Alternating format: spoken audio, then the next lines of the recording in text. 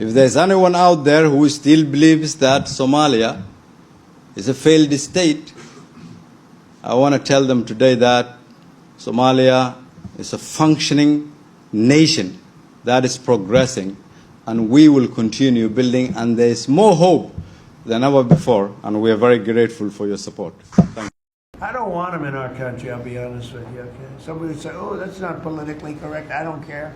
I don't want them in our country. Their country's no good for a reason. Their country stinks, and we don't want them in our country. I could say that about other countries, too. I can say it about other countries, too. We don't want them to hell. We have to rebuild our country. You know, our country's at a tipping point. We could go bad. We're at a tipping point.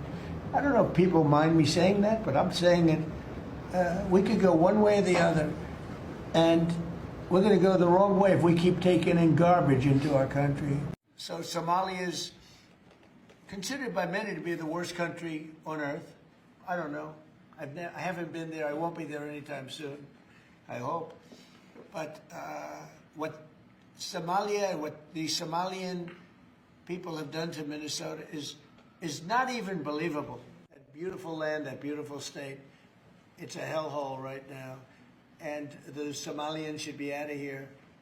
They've destroyed our country. Oftentimes resorts to very bigoted, xenophobic, Islamophobic, racist rhetoric when he is trying to scapegoat and deflect from the actual failures that he has himself. We know that this administration has not fulfilled the majority of the promises that they've made, whether it is bringing costs down, whether it is the tariffs that are decimating businesses in the United States, whether it is the possible war crimes that his defense secretary is committing. And so to me, it is important for us, one, to remind folks that we are Americans. We're not going anywhere, and we will continue to be in. The storm didn't begin with speeches, sanctions, or presidential statements. It began with a letter short, direct, and delivered with a level of confidence that stunned Washington. The Somali government announced that several major U.S. corporations operating in its ports, telecom corridors, and logistics hubs would no longer be granted. Operational licenses, effective immediately, contracts terminated, facilities seized for review, and all strategic assets transferred to new African-based operators. The reaction in the United States was instant and explosive. From the White House briefing room to boardrooms in New York, the message was the same: disbelief. For decades, Somalia had been viewed simply as a place where U.S. firms could expand, extract value, and dominate infrastructure without resistance. But that era had ended overnight, and the shockwaves were already hitting the American economy like a landslide. The former U.S. president, who had publicly dismissed African nations as insignificant players, went on television calling the move an outrageous mistake and declared that his tariff strategies had kept America strong. But the declarations did nothing to slow the unfolding crisis. Somalia held something Washington had underestimated: strategic access points and control over the busiest shipping arteries of the Western Indian Ocean. With its ports now off limits to American operators, supply chains collapsed with sudden brutality, shipping delays stretched from Mogadishu to Miami. Cargo reroutes forced U.S. companies to pay triple for freight. Several manufacturing giants announced that without Somali port access, their transportation timelines had increased by nearly 30 days. Pharmaceutical components, electronics parts, and food-grade agricultural inputs were stranded across East Africa with no path into American networks. But Somalia's decision didn't come from anger or ideology. It came from leverage built in silence over the last 10 years while the rest of the world was focused elsewhere. New trade alliances with East African neighbors had transformed the region's ports into high-tech gateways. Digital logistics systems replaced old colonial-era paperwork. Local naval forces, trained by emerging African coalitions, strengthened maritime security.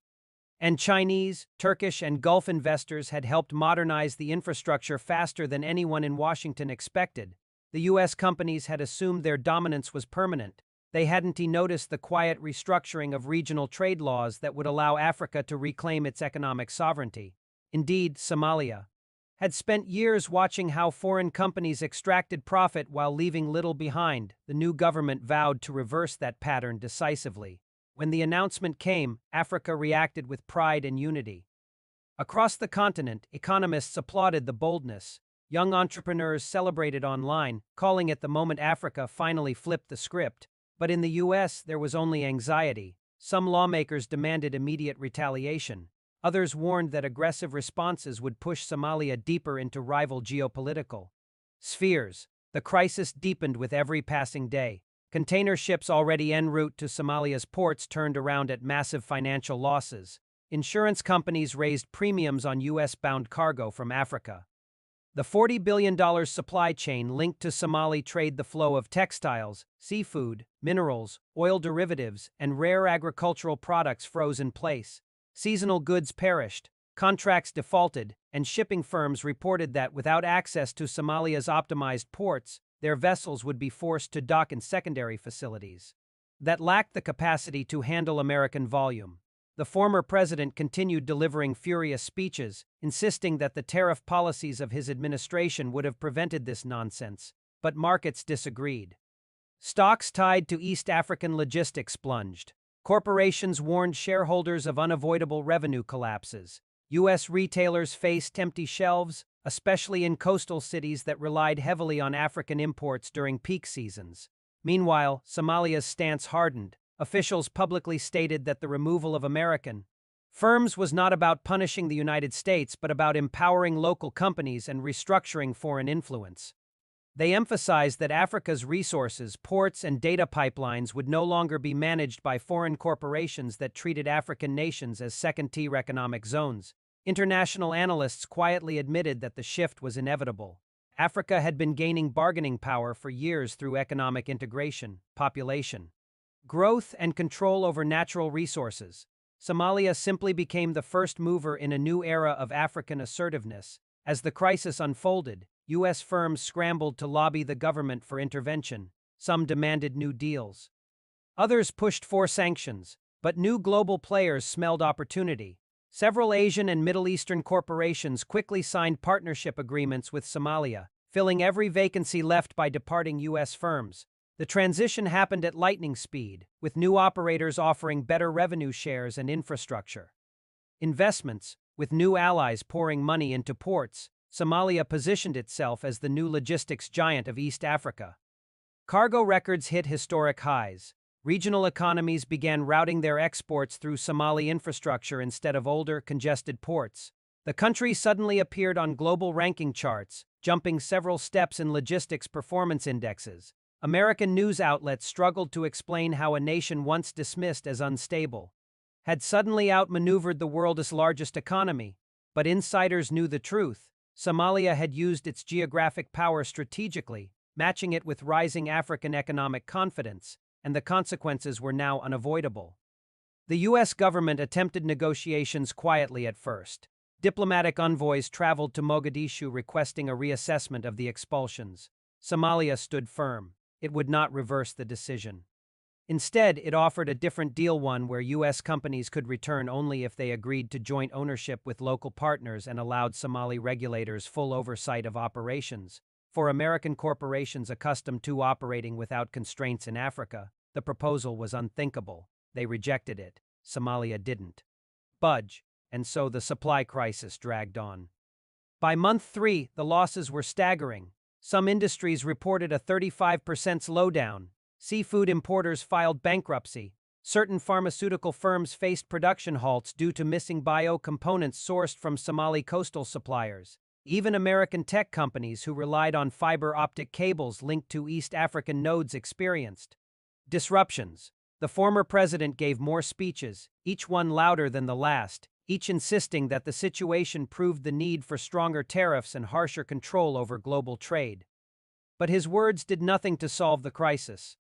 In fact, they only inflamed tensions, pushing Somali leaders further into alliances with nations eager to challenge U.S. influence. Across Africa, the message spread. If Somalia could break free, others could too. Kenya reviewed its port contracts. Tanzania began renegotiating mineral deals. West African states discussed building a unified shipping fleet to end foreign dependency.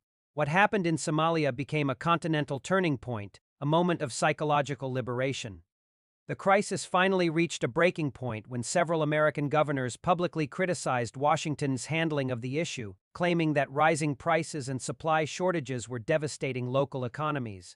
Imports from alternative regions were either too costly or too slow. The U.S. simply had no replacement for Somali trade, not without restructuring its entire global supply network. Meanwhile, Somalia announced that it had secured multi-billion-dollar infrastructure expansions, financed by African development banks, Gulf partners, and Asian investors.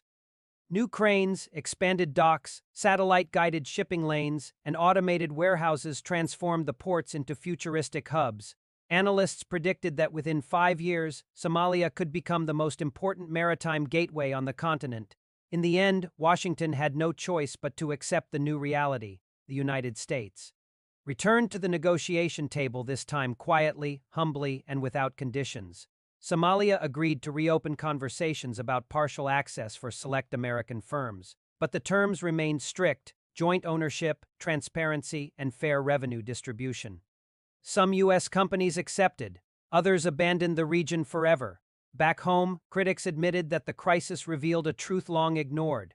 Africa was no longer a passive player in global economics. It had begun shaping its own destiny, making its own alliances, and dictating its own terms. The world would need to adapt to that shift, including the United States. And in Somalia, people celebrated not because they had defeated a superpower, but because they had finally claimed control over their own economic future. For the first time in modern history, they weren't reacting to global events. They were driving them. The crisis marked a new chapter in global politics. No longer could powerful nations assume automatic control over African markets and resources. The balance had shifted. Supply chains were being rewritten. Power dynamics were being reset. The world was learning a lesson it had ignored for far too long. Africa had awakened, and it was no longer asking for permission.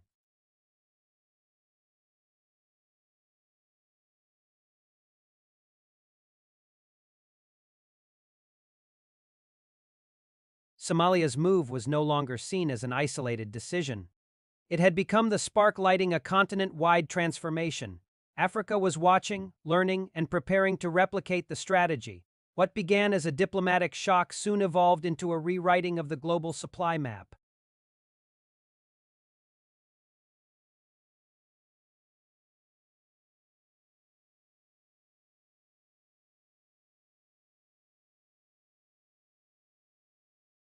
Analysts, once dismissive of Somalia's economic significance, now spoke differently.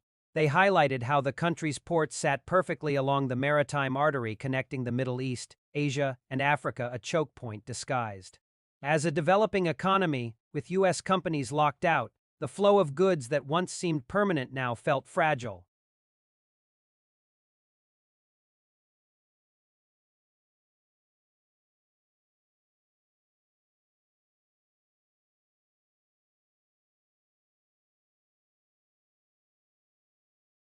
Intelligence briefings showed a rapid consolidation of Africa-Asia partnerships, accelerated by Somalia's bold move.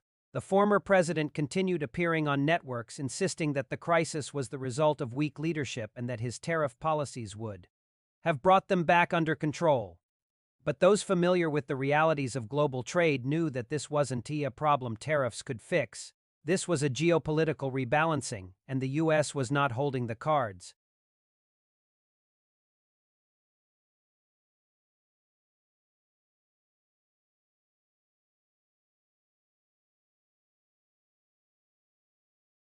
But the alternatives were already full. Tanzania prioritized Asian and African partners.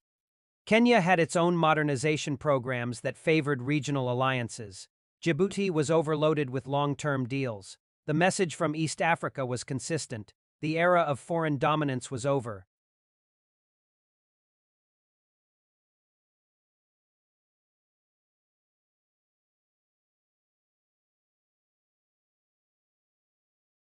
Training centers opened for local workers. Logistics academies began offering free courses funded by foreign development agencies. Young people who once dreamed of leaving now saw opportunity rising in their own backyard. Somalia was no longer being shaped by outsiders. Somalia was shaping the strategies of major powers.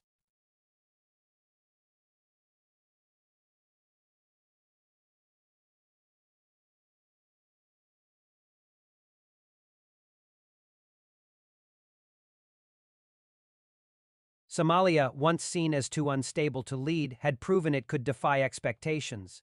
Its success became a catalyst for a much larger ambition, an Africa that controls its own supply routes, negotiates from a position of strength, and defines terms instead of accepting them.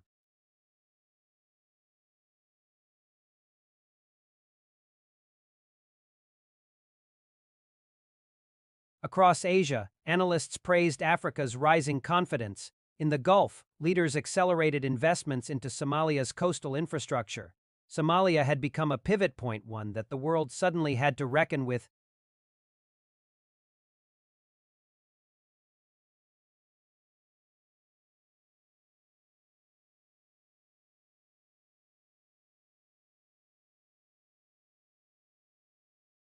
Some suggested using sanctions to force Somalia to reconsider, but the State Department warned that such a move would only push Somalia further toward rival powers.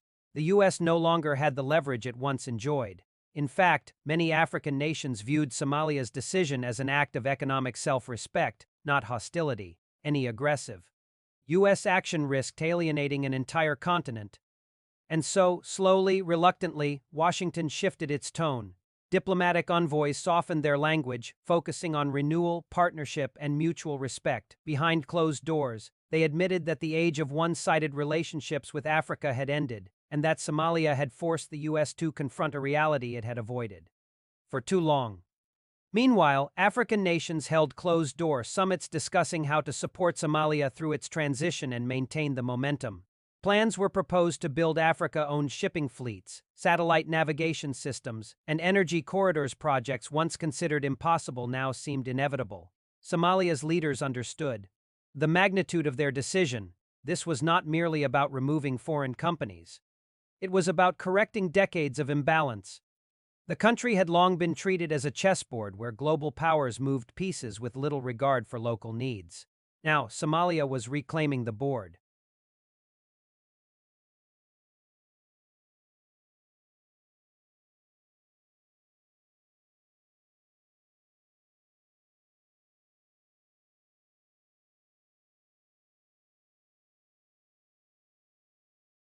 Conditions that would have been unthinkable a few years earlier were now written plainly into the agreement.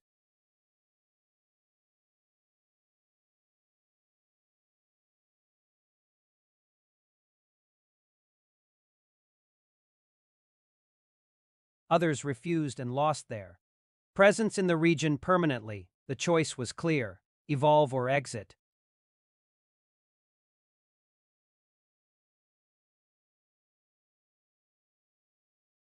It wasn't about welcoming foreign companies back, it was about welcoming them differently. This time, Somalia wasn't the weak partner. It was a sovereign power.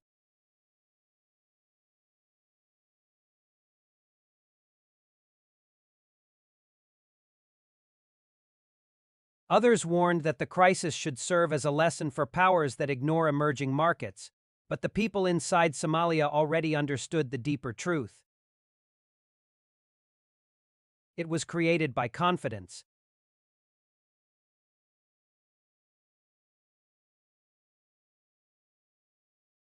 And because of that act of courage, many African nations began reassessing their own economic relationships.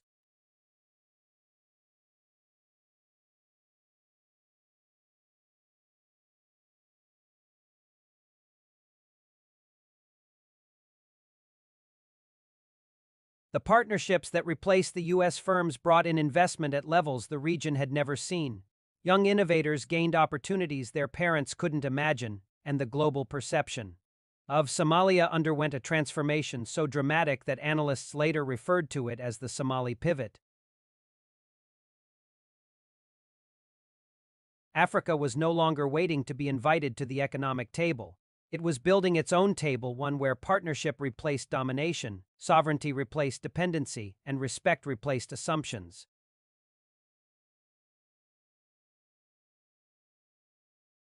Ignoring Africa's rise was no longer an option.